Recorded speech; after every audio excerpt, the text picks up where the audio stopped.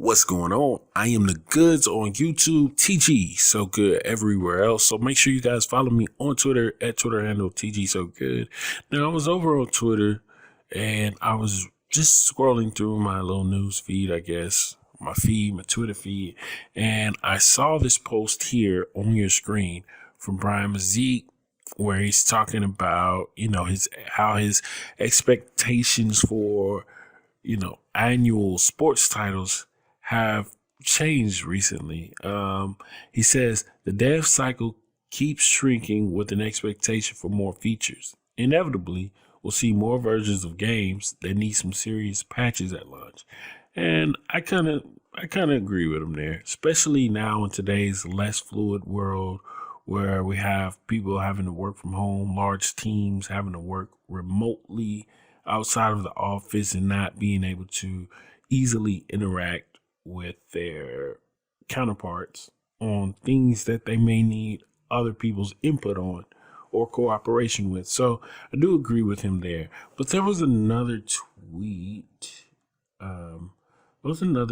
Okay, this guy here. Let me click on it. He said, I honestly feel like they have had a tighter schedule with, what, raising again. And also, I think they wanted to phase out the YouTubers. Not all YouTubers, but those who kind of push 2K into the casual age. Now, I don't agree with this guy here about the casual age because 2K, they try to accommodate their game to both old users, new users. To a degree, they try to get people to understand some basketball. What's the word I'm looking for? They try to get people to understand or have some basketball knowledge. If, like, let's say you're coming in and you have no knowledge of basketball at all, you could learn a few things from just playing 2K.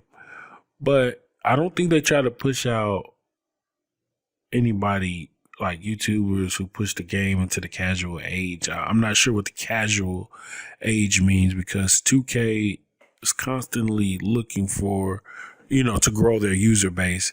But I do agree with this guy when he says they may have wanted to phase out some of the YouTubers because in the past, like this year has been very different as far as news. It almost felt like a drought. Like, man, we're not getting anything, and they're purposely holding the information back. But also this year, I made an effort on my channel to ensure that I didn't do like the little clickbait stuff, where I'm kind of trying to trick people into thinking I have some news that I didn't have. But over recent years, I've seen people do that more and more. But this year, they couldn't really do it because everyone knew, like, we didn't really have much news for a long time. Now, last year, people could do it because they had two games that came out at different times. They had, the next gen version of the game that came out later than the other version of NBA 2K21.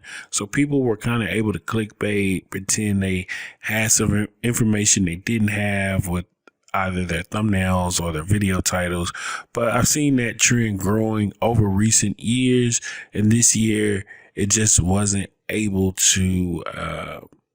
If you were trying to do that, you probably, people probably were going to easily catch that if you were trying to trick them into watching your video because you're pretending to have information you don't. So I do agree. Also, 2K has started the Next Makers program.